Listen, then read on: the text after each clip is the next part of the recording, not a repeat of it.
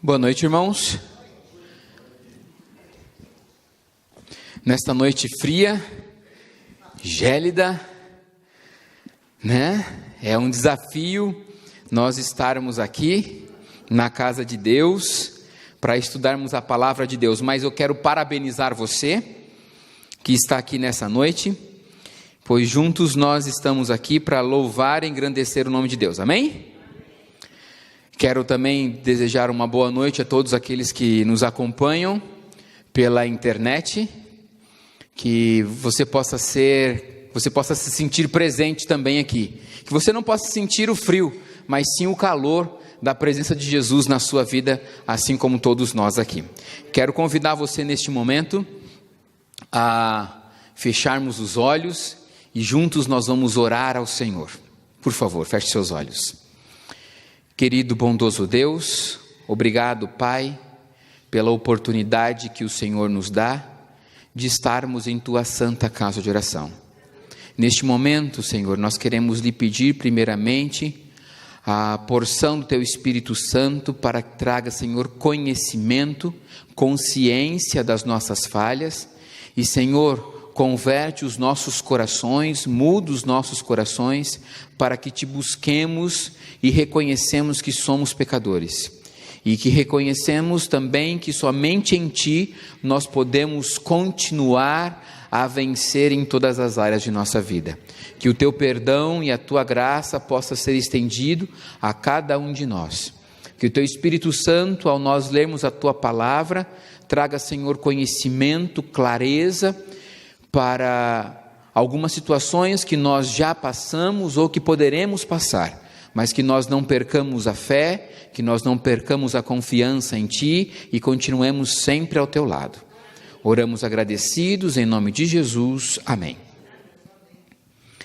Hoje nós iremos falar um pouco sobre um ponto sobre o Apocalipse, revelação de esperança. Ao nós estudarmos a palavra de Deus, vocês sabem que no mundo aí fora, quando é falado sobre Apocalipse, as pessoas têm um certo temor, têm um certo desespero em alguns pontos e muitas dúvidas também, mas hoje nós vamos falar especificamente sobre um ponto em que o Apocalipse nos traz uma revelação, um conhecimento, e esse conhecimento nos traz esperança.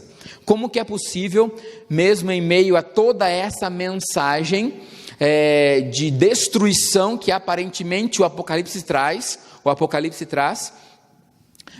esperança, ter esperança. No mundo aí fora, quando fala-se Apocalipse, você fala, nossa, destruição e tal, aquela coisa toda. Mas nós sabemos que ao nós abrirmos a palavra de Deus, e abra sua Bíblia, por favor, agora, no livro de Apocalipse, o último livro da palavra de Deus, no capítulo 1, quero convidar você, e dependendo da sua versão, da versão a qual você utiliza, está lá, Revelações de Jesus Cristo, Apocalipse. Então, no livro do Apocalipse é um livro de revelação. Não sei quantos aqui já tiveram aquela máquina fotográfica de filme. Muitos já tiveram aqui? Aquela máquina fotográfica que você tirava e fazia aquele barulho, né? Aquela coisa toda, ou então você tinha aquela bobininha que você rodava o filme ali para poder então você tirar a nova foto. A Letícia possivelmente, não sei se Letícia já viu um negócio desse pré-histórico, né? Mas aqui os pré-históricos como nós aqui, nós tínhamos essa máquina, né? E daí então a gente tirava o filme e levava em uma loja, em um lugar especializado, para poder então, depois de alguns dias, você ir lá e pegar o filme, e nós chamávamos isso de revelar o filme, né?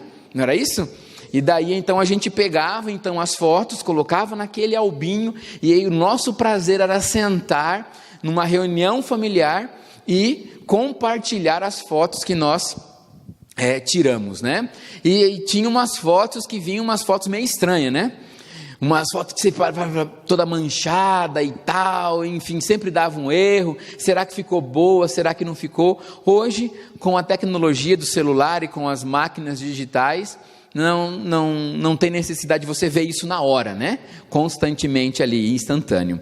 Mas o livro do Apocalipse não é um livro como as máquinas de antigamente. Ela traz a revelação instantânea. O Apocalipse, podemos dizer que é uma máquina fotográfica digital, porque ela mostra o momento, ela nos traz a esperança, o que é que Cristo tem para nós no tempo atual em que nós estamos vivendo. Isso é estudar o Apocalipse, isto é a revelação de esperança para cada um de nós. Mas hoje, especificamente, nós vamos falar sobre o fim da morte. Afinal de contas, será que a morte tem um fim? Você já ouviu aquela expressão de que só não tem jeito para a morte? Já ouviu essa expressão?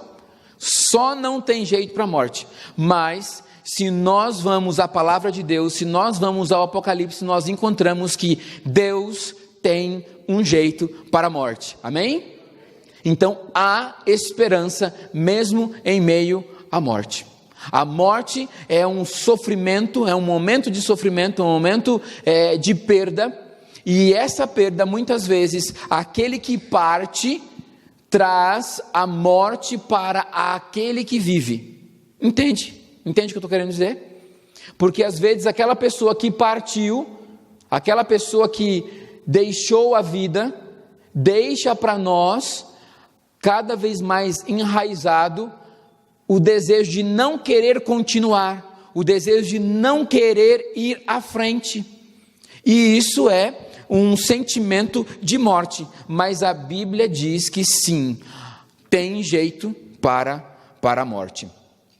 E é essa revelação que Jesus tem para nós. Abra sua Bíblia em Apocalipse capítulo 1, versículo 18. O que Jesus afirmou poder controlar. Apocalipse capítulo 1, versículo 18. Todos acharam? Diz assim no versículo 18: E aquele que vive, estive morto, mas eis que estou vivo pelos séculos dos séculos, e tenho o quê? As chaves da morte e do quê? Do inferno. Então nós podemos entender por este verso aqui que quem tem o controle? Cristo, Jesus, porque ele fala aqui assim, é aquele que vive. E quem é aquele que esteve morto? Jesus. Portanto, muitas pessoas procuram conselhos naqueles que já foram, nos mortos. Buscam conselhos supostamente naqueles que poderiam voltar para trazer conhecimento talvez daquele outro lado, ou em algumas pessoas falam do além.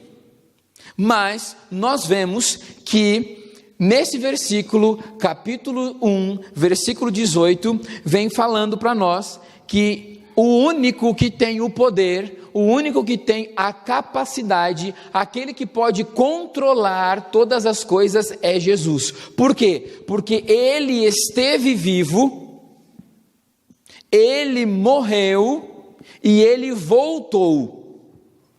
Então nós podemos, se você tem o desejo de descobrir, ou melhor, ser orientado por alguém que já morreu, querido, não procure um ser humano comum.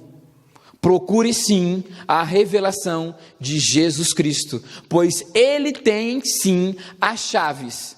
As chaves do quê? Que diz aí? As chaves da sepultura.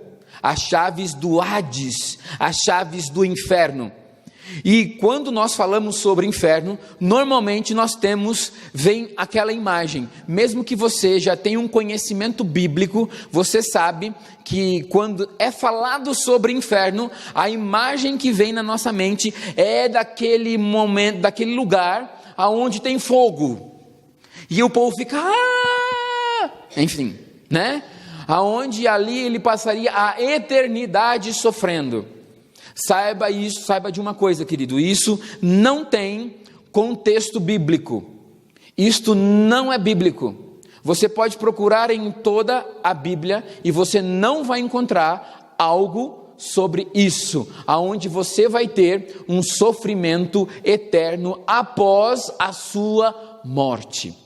Quando a Bíblia fala sobre o inferno, ela não faz relação nenhuma sobre um local aonde você passaria a eternidade queimando. Ela está se referindo sobre o inferno, sobre o Hades, a sepultura, ou seja, aquela cova. Hoje, no mundo atual, ou você é enterrado, né? Ou então você é cremado, aonde você vai para, os seus restos vão para algum lugar, ou para a terra, ou para as cinzas, depois de ser incinerado. Então, assim, nós entendemos que na Bíblia não existe um texto bíblico que fala que nós iremos sofrer eternamente no fogo, no enxofre, em meio ao fogo, em meio ao enxofre. Isso não é uma verdade bíblica. Jesus, ele tem a chave da morte e da sepultura. Ele é o único capaz de abrir e chamar aqueles que já morreram para terem a vida eterna. E isso vai ainda acontecer quando Jesus voltar nas nuvens dos céus. Amém? Mas afinal de contas, como é apresentado a criação do homem? Porque nós estamos falando sobre o fim do homem, mas como que foi o começo do ser humano, o homem e a mulher? Abra sua Bíblia em Gênesis capítulo 2, versículo 7, e eu indico a você que você possa gravar esses textos, marcar esses textos na sua Bíblia, ou até mesmo marcar através do estudo bíblico esses textos, porque são muito importantes para que você continue a estudar esse texto. Então, como que é apresentada a criação do homem? Gênesis capítulo 2, versículo 7, diz assim: então formou o Senhor Deus ao homem do quê? Do pó da terra. E lhe soprou nas narinas o quê? O fôlego de vida. E o homem passou a ser alma vivente. Então, nós encontramos aqui que o homem passou ao que diz aí? A ter uma alma vivente. Correto? Não é isso? Não é isso? Sim ou não? Espera aí, o que diz aí? É ser ou ter? Qual que é a diferença entre ser e ter? Quando nós colocamos que o homem passou a ter alma vivente, é algo a mais dele, ok? Diferente do ser alma vivente. Quer ver uma coisa? Eu tenho um celular. O celular sou eu? Sim ou não? Não, né? Mas eu tenho o celular. Ele me pertence. Mas o texto bíblico fala que o homem passou o quê? A ser alma vivente. É totalmente diferente. Então, você consegue imaginar? Deus formou um boneco de barro do pó da terra, soprou nas narinas, no nariz de Adão e de Eva, e a partir daquele momento, eles passaram a ser alma vivente. Ou seja, eles não têm algo a mais do que ele. Eles são, ou seja, nós somos uma alma vivente. Combinado? Vamos lá? Senta direitinho. Ok? E faz assim comigo, ó. 1, 2, 3 e... Mais uma vez. Segura. Sabe o que é isso? Isso é o fôlego de vida. Quando a pessoa morre, e se você fez isso, eu espero que você tenha feito isso, né? Senão você não estaria nem nos vendo nesse momento. Você está vivo. Você é uma alma vivente. Você tem a capacidade da respiração. E isso é você ser uma alma vivente. Isso quer dizer que você está vivo. Ou seja, o ser humano, homem e mulher, foram criados por Deus, e Deus os tornou então o quê? Uma alma. O ser humano, de acordo com a Bíblia, de acordo com o conhecimento da palavra de Deus, o espírito ou o fôlego de vida não se trata de uma entidade ou de algum outra coisa ou alguma outra essência fora dele mesmo. Ok? Eu estava recentemente, eu gosto de assistir sermão. Então você entra no YouTube, você tem vários sermões, né? Inclusive, indico para você o canal, né, da Igreja Adventista do Sétimo Dia Central de Tatuí, para que você possa seguir lá. Siga lá, dá uma curtida lá, né? E tudo mais, compartilha, como diz no pessoal, aquela coisa toda. Mas faça isso. E eu gosto de assistir sermão, principalmente quando eu estou viajando. E recentemente, antes de sair, coloquei no celular para poder começar escutando na viagem, e um dos pastores, ele não é da Igreja Adventista, e ele começou a falar justamente sobre a divisão que o ser humano é, de acordo com o conhecimento que ele tinha bíblico. E é onde ele coloca ali que o ser humano, ele é dividido em 3 fases na visão dele. Dividido em 3 fases. Mas nós vemos, segundo a Bíblia, que o ser humano é como? Ele tem apenas duas matérias, vamos dizer assim.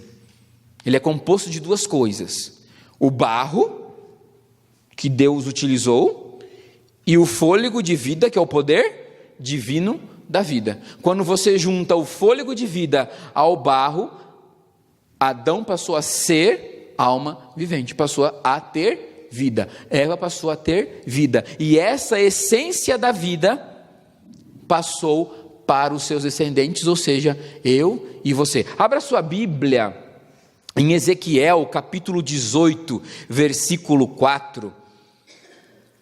Ezequiel, capítulo 18, versículo 4, e nós vamos ver qual que é a condição humana que a Bíblia apresenta.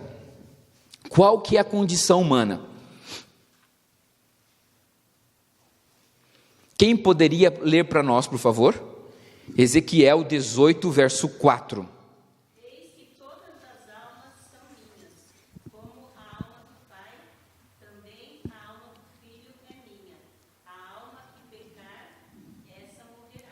Nós vemos então aí que todas as almas pertencem a Deus, assim como a alma do Filho, e ele acrescenta ainda que toda a alma que pecar, essa morrer. Mas afinal de contas, se o ser humano tem algo externo a ele, além da essência dele, tem algo, um espectro, alguma coisa que sai dele, então isso que supostamente se tornaria um fantasma, ou essa essência de alma que iria para Deus, mas a Bíblia fala que essa alma pode morrer, mas no conhecimento comum, popular e alguns pontos até religiosos por aí, fala que essa alma é imortal. Mas em Ezequiel capítulo 18, versículo 4, fala que a condição humana, segundo a palavra de Deus, é que a alma, ela é imortal? A alma é imortal? Não. Aí fala que a alma o quê? A alma humana morre, como consequência do quê? Do pecado. Então, eu e você, que nós já vimos lá em Gênesis capítulo 2, somos almas. E por causa do pecado, nós morremos. Nós morremos. Não tem nada. Deus criou a humanidade para ser imortal. A morte não era vontade de Deus, mas por consequência da desobediência do homem e da mulher, o pecado passou a fazer parte da vida, da essência do ser humano, porque todos os seres humanos pecaram. Romanos capítulo 5, verso 12, fala assim, que todos os seres humanos pecaram, todos se tornaram mortais.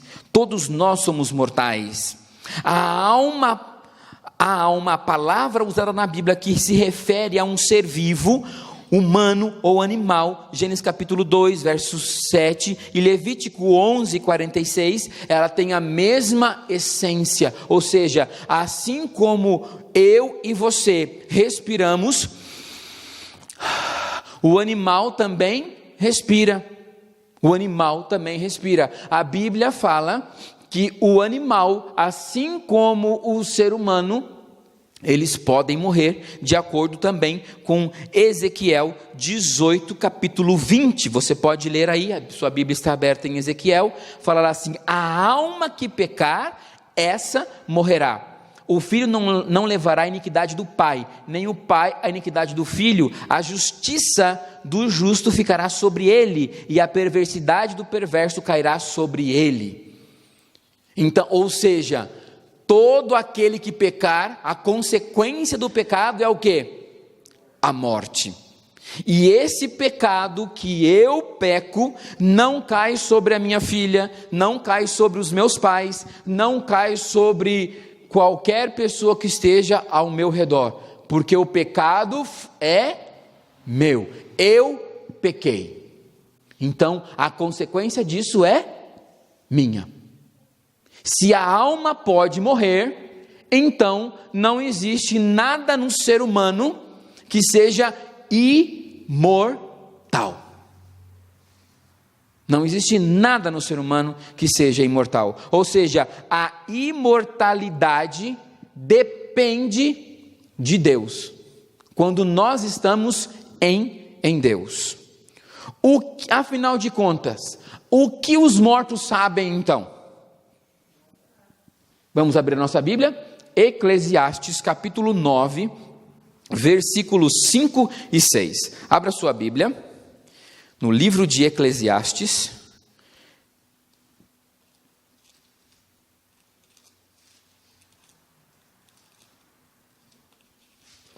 capítulo 9, versículos 5 e 6. Eu sei que é difícil manusear a Bíblia nesse momento, que a mão fica toda gelada, os dedos ficam duros, né?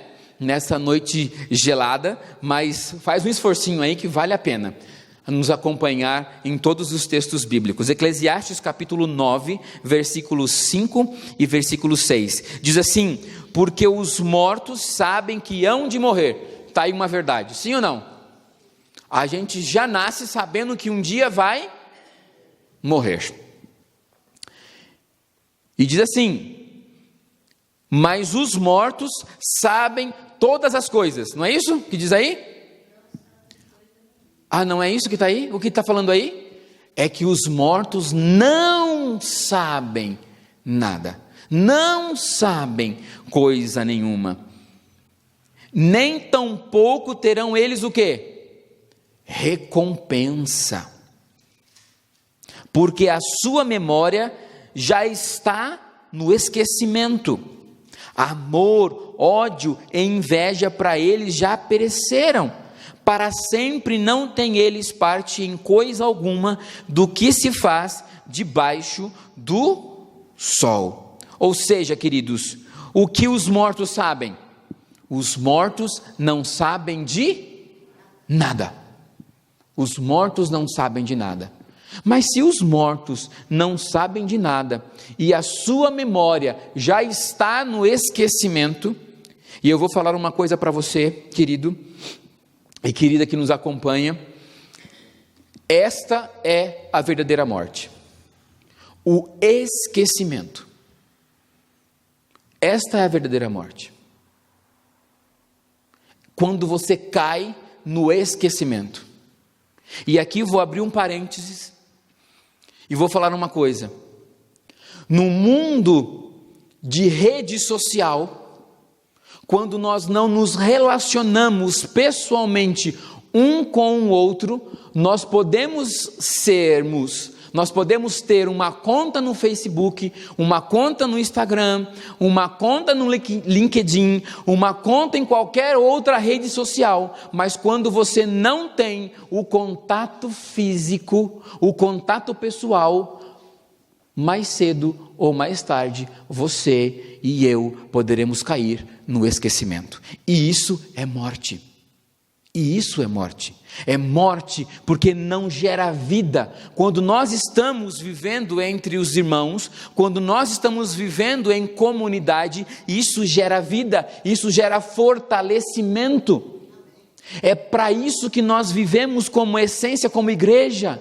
É para isso que nós nos reencontramos no sábado pela manhã, algumas vezes no sábado à tarde, nos domingos à noite, nas quartas-feiras e em outros momentos. Para que haja uma troca de vida, uma troca de continuidade. Tem muita gente que está respirando, que Deus está conservando em vida, mas o seu estado mental, o seu estado social é um estado de morte. É um estado de morte. Jesus está falando para você, querido, entregue sua vida nas mãos dele e ele vai mudar isso. Ele vai trazer para você vida e vida em abundância. Essa vida em abundância, ela está condicionada a conviver, a viver com outras pessoas. Aí nós não caímos mais no esquecimento. Quando uma pessoa morre, quebra-se a união harmônica que houve entre o pó e o fôlego de vida. É quando as duas matérias, os dois elementos que formam a vida, são formadas ali, o pó e o fôlego de vida se separam. Ou seja, a alma vivente passa a não ser mais uma alma vivente. Por isso, é impossível que os mortos apareçam para os vivos. Como diz aqui mesmo, aquele que morre, aquele que deixa de respirar, aquele que deixa de ser uma alma vivente, ele não tem mais sentimento nenhum, nem amor, nem ódio, nem inveja. Essas coisas já são passadas para ele. Já não tem mais nada. Portanto, também fica uma dica aqui. Se você ama alguém, se você gosta de alguém, compartilhe e demonstre isso hoje.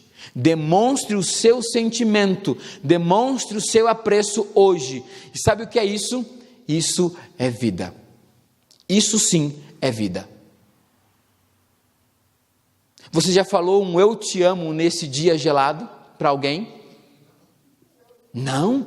Mas eu não tenho um companheiro, eu não tenho uma companheira.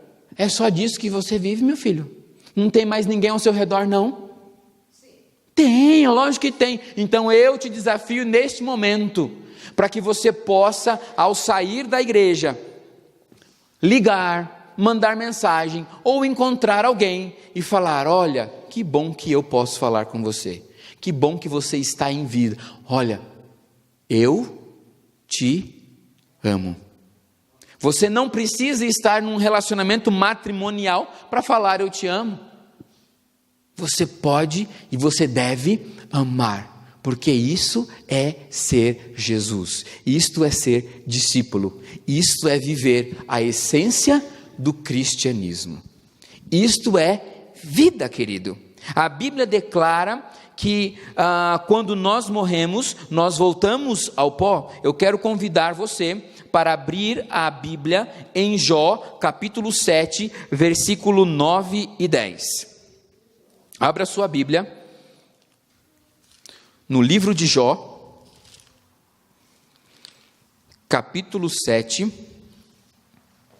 versículo 9 e versículo 10. Olha só o que diz aqui em Jó, capítulo 7, versículo 9 e 10.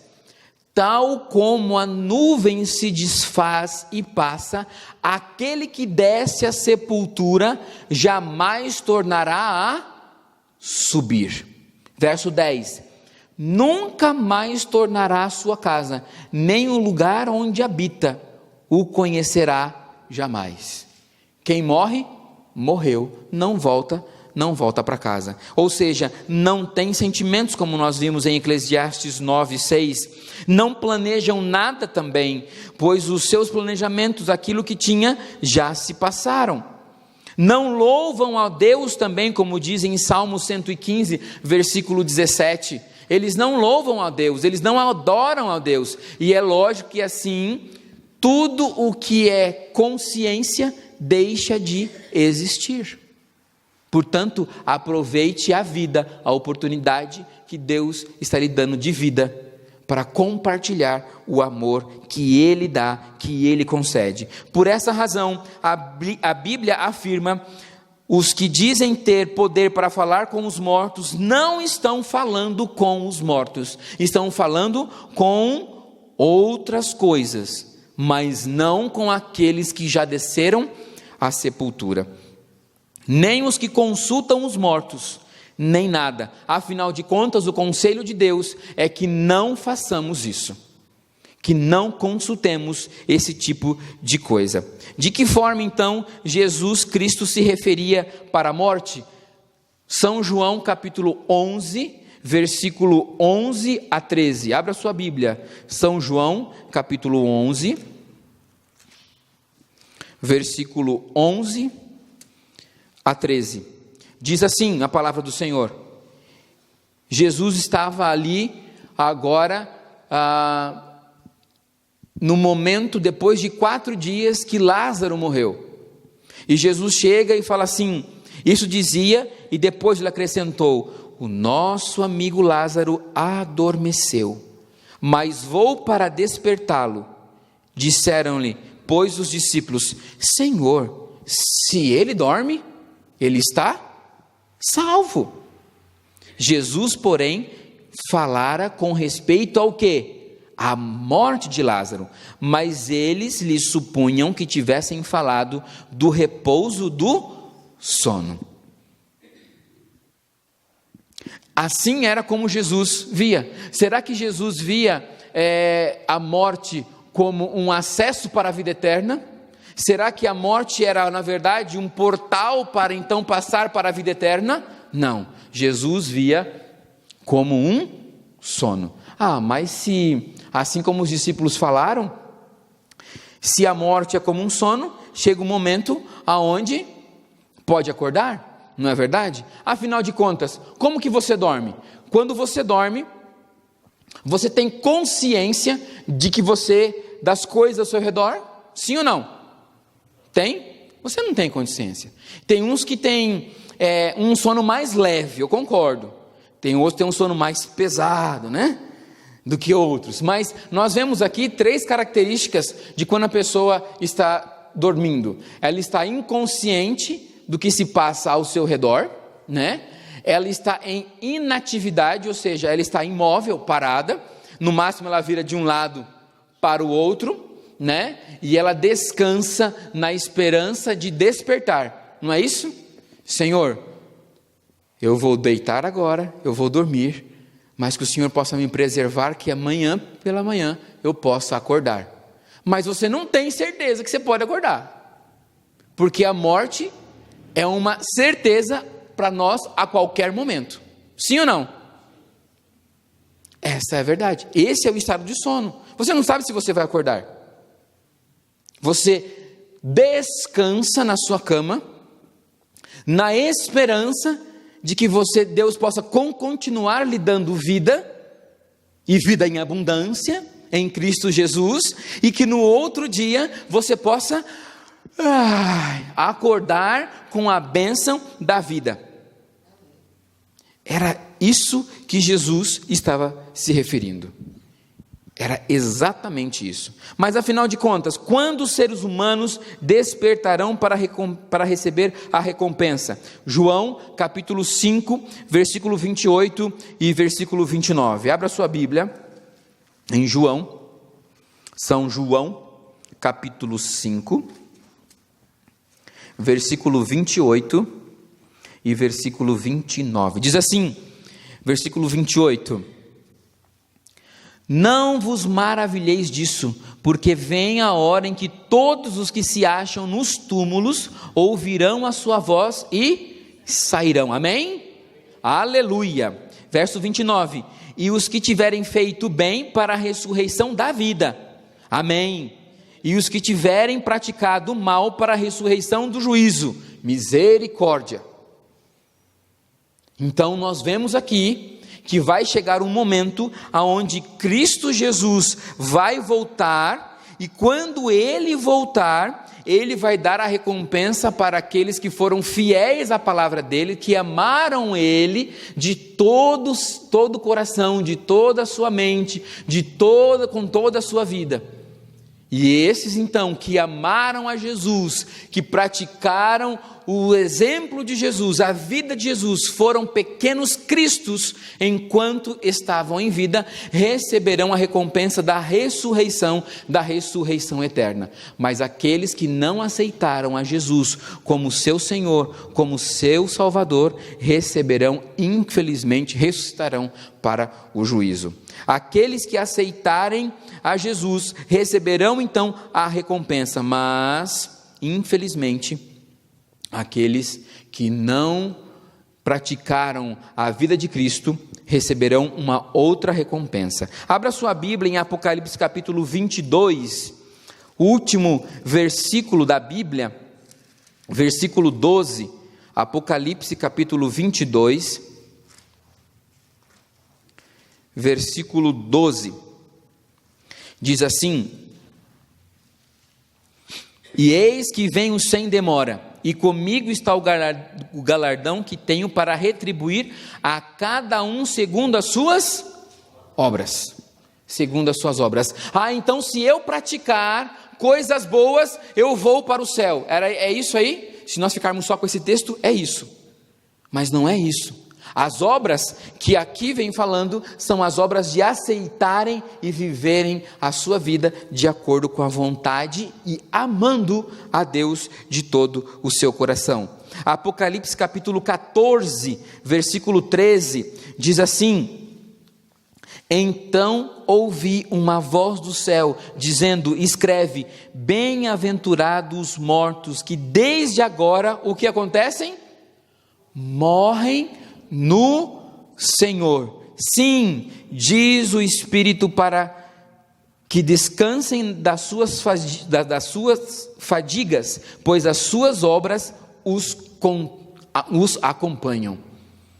Ou seja, para você dormir no Senhor é quando você aceita a Jesus de todo o seu coração, e por amar a Jesus você passa a ter uma vida de acordo com a vontade dele. Isso sim é dormir no Senhor. Queridos, eu não sei como é que está a sua vida, mas uma coisa eu posso dizer para você: quando você abre as portas do seu coração para Jesus, Ele pode transformar a sua vida. E isso é uma transformação. Essa transformação, ela é uma transformação diária. Ela é uma transformação diária. Todos os dias, ao estudar a palavra de Deus, ao passarmos tempo em oração, ao passarmos tempo meditando na experiência de Cristo Jesus, Jesus coloca dentro de nós o amor dele, a vida dele, e a partir disso nós passamos então a ter e a ser Cristos, aonde quer que nós formos. Assim como Jesus Cristo ressuscitou, nos dando a garantia que um dia Ele vai voltar, E essa garantia que ele nos dá, não é uma garantia apenas que uma pessoa ou que 2 pessoas falaram, mas que mais de 500 pessoas viram Cristo Jesus ressuscitado. Se você for em 1 Coríntios capítulo 15, do versículo 3 até o versículo 26, se você ler esse relato, você vai ver que aí mais de 500 pessoas viram a Cristo e falaram que viram a Cristo. Deixa eu falar uma coisa para você. É fácil uma pessoa mentir e manter a mentira? É fácil. Você não pode manter ela durante todo o tempo, mas durante um bom tempo você pode. 2 pessoas, se elas se acertarem ali, olha, a partir de agora nós vamos falar que é isso. E elas podem viver a vida falando que é isso. Sim ou não? Agora, 500 pessoas acertarem uma história, concordarem com uma história, será que ninguém vai dar com a língua nos dentes? Se em 2, normalmente uma já dá, imagine 500. Sabe o que é isso? Sabe por que a Bíblia deixou esse texto aqui de 1 Coríntios 15, 3 e 26? É a comprovação de que Cristo realmente ressuscitou. Porque não é possível em 500 pessoas fazerem acerto de uma mentira. Não é. Isso é comprovação bíblica que Cristo ressuscitou. E essa ressurreição é que nos dá a garantia que Ele em breve vai voltar para nos levar para o céu. Amém? O que Jesus fará então com a morte no fim do milênio? Abra sua Bíblia lá em Apocalipse capítulo 20. Apocalipse capítulo 20, versículo 14. O que Cristo vai fazer com a morte após o milênio? Se você tem dúvida sobre o milênio, você pode continuar assistindo as séries aqui pelo Facebook, pelo YouTube, você vai descobrir o que a Igreja Adventista crê, ou então você pode entrar em contato com a Rede Novo Tempo e você vai ter a disponibilidade de um estudo específico sobre isso. Apocalipse capítulo 20, versículo 14 diz assim: então a morte e o inferno, quando a Bíblia fala de inferno, está falando sobre o quê? Sepultura, túmulo. Então a morte e o inferno, o que vão acontecer com eles? Serão lançados para dentro do lago de fogo. Esta é a segunda morte, o lago de fogo. Ah lá, Orion, você falou que não ia ter esse negócio do povo queimando eternamente. Está falando que é eternamente aqui? Após o milênio, vai acontecer então a consumação final daqueles que é a morte e a sepultura. Eles vão deixar de existir. E aqueles que foram fiéis a Cristo permanecerão na imortalidade com Cristo. Amém? Mas aqueles que não morreram em Cristo, que não viveram a sua vida de acordo com o amor a Cristo, infelizmente será junto também com lançados então no lago de fogo e enxofre. E eles não vão ficar eternamente queimando também. Não vão ficar. Eles serão consumidos. E quando fala consumido, é que tem um fim. Quando você coloca o arroz e feijão no seu prato e você come tudo, você consome a comida, amém? Ou seja, tem um fim. Tem um fim. É isso que a Bíblia está falando. Novamente, é importante salientar que o inferno aqui colocado não é um lugar de fogo e tudo mais, mas sim a sepultura. E nós podemos crer, nós cremos, através da palavra de Deus, que essa é a esperança, e essa é o fim da morte para todo o universo. A morte e a sepultura serão finalmente aniquilados para sempre, amém? E o que vai acontecer então com a morte lá no novo céu e na nova terra? e lhes enxugará dos olhos toda a lágrima, e a morte já não existirá. Amém? Já não haverá luto, nem pranto, nem dor, porque as primeiras coisas já passaram. Ou seja, aceitar a Cristo Jesus vai nos livrar do sofrimento deste mundo que é a morte. Ao aceitarmos a Cristo Jesus, nós estamos nos colocando no barco da esperança de Cristo, e nos dá a segurança que mesmo que viermos passar pela morte, Cristo vai voltar e vai nos ressuscitar, para então um dia estar com Ele para toda a eternidade, imortais em Cristo Jesus. É isto, é por isso que o Apocalipse nos traz esperança, mesmo diante da morte.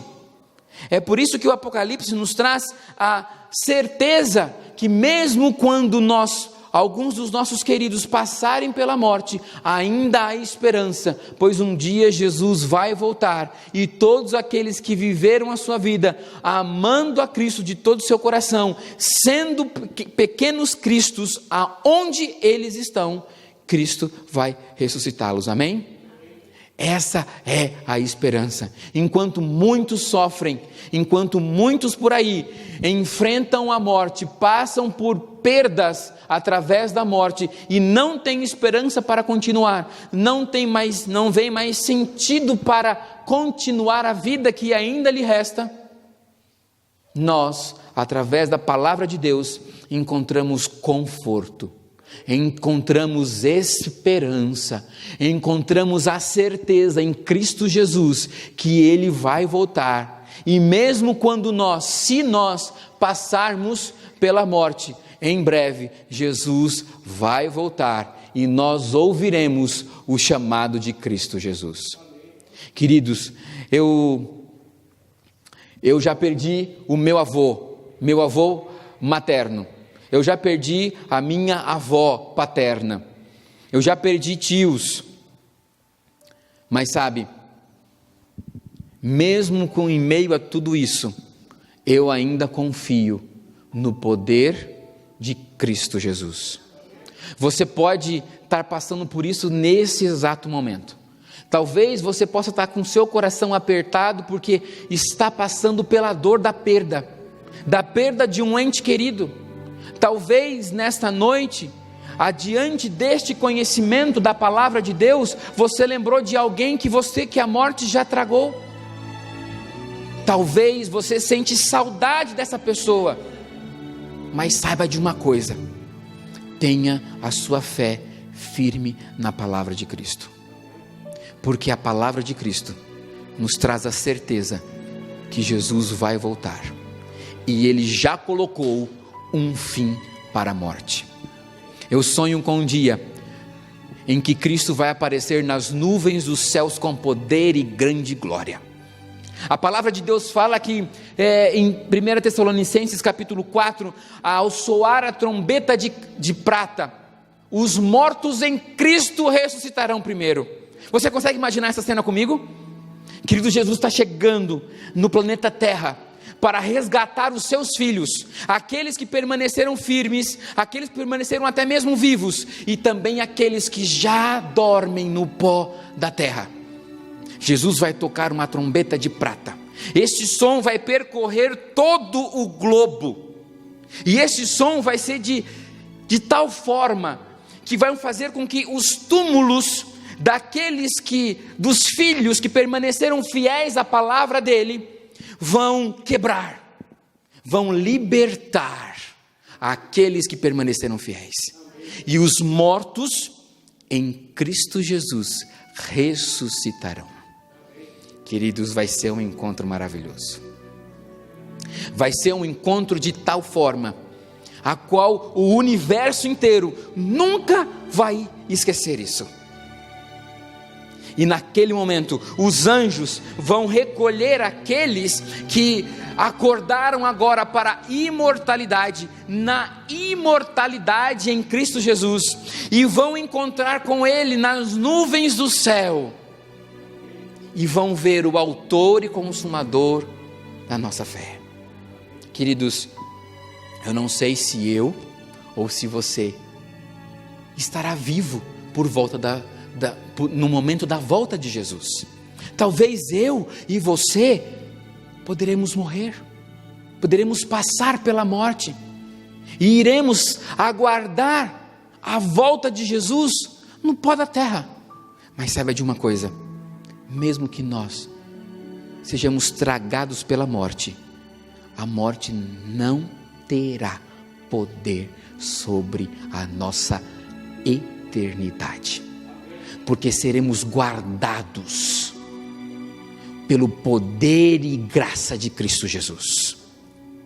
E um dia nós iremos encontrar os nossos queridos. E um dia nós iremos encontrar o nosso querido, o autor e consumador de nossa fé. Você consegue imaginar comigo? Você consegue sentir saudade de Cristo neste momento? O prazer que será de encontrar Jesus, de abraçar Jesus, de dar um cheiro em Jesus. Já conseguiu imaginar isso? De tocar na barba dele, de tocar nas vestes dele, de ver o sorriso de Cristo Jesus. E Cristo Jesus vai olhar para a gente e falar assim: que saudade que eu tinha de você. Isso é esperança. Eu quero convidar você a assumir um compromisso nessa noite, de viver a sua vida de acordo com a vontade de Deus, de acordo com a palavra de Deus, amando a Cristo. Diz assim: entendi que a morte é um estado de inconsciência até o momento da segunda vida de Cristo. Você entende isso? Você entendeu isso nessa noite? Que a morte é um estado de inconsciência até a volta de Jesus. Você se compromete a andar com Jesus até o fim, mesmo que você venha a falecer, mas continuar até o fim. Se compromete? Dar a sua vida a Jesus, e Ele vai dar a vida eterna para você. Mesmo que você vier a morrer, você terá a vida eterna em Cristo Jesus. Eu quero, neste momento, orar com você. Aceita? Fiquemos em pé. Vai ter um momento na oração que eu vou mencionar assim: Senhor, eu sinto saudade desses queridos. E lembrem dessas pessoas. E vai ter um momento que eu vou falar assim: Senhor, cuide da gente. E você pode abrir o seu coração para que você possa renovar o seu compromisso com Cristo. Vamos orar? Deus, obrigado porque na Tua palavra nós encontramos esperança. Obrigado porque nesta noite, mesmo fria, mesmo com o frio da morte, da certeza da morte ao nosso redor, nós podemos encontrar conforto, ânimo e esperança na Tua palavra. A Tua palavra, Senhor, vem moldar a nossa consciência, vem moldar o nosso entendimento, vem moldar, Senhor, a nossa vida. Senhor, nós temos em nossos corações a dor da perda de algumas pessoas.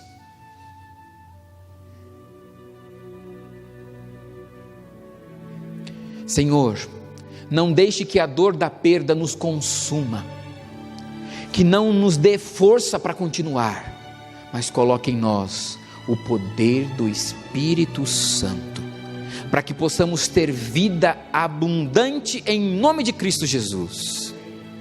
Mas nós queremos assumir um compromisso. Sabe qual é o compromisso, Jesus?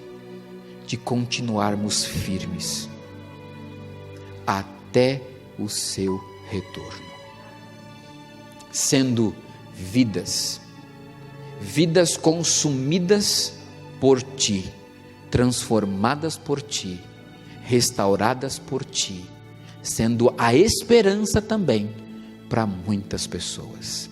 Senhor, nos leve para os nossos lares, que essa esperança possa continuar constantemente em nossos corações, que a Tua palavra, Senhor, possa continuar nas nossas vidas, e que a Tua palavra, Senhor, possa trazer esperança para nós, para nossa família, para nossa igreja, para todos aqueles que estão ao nosso redor.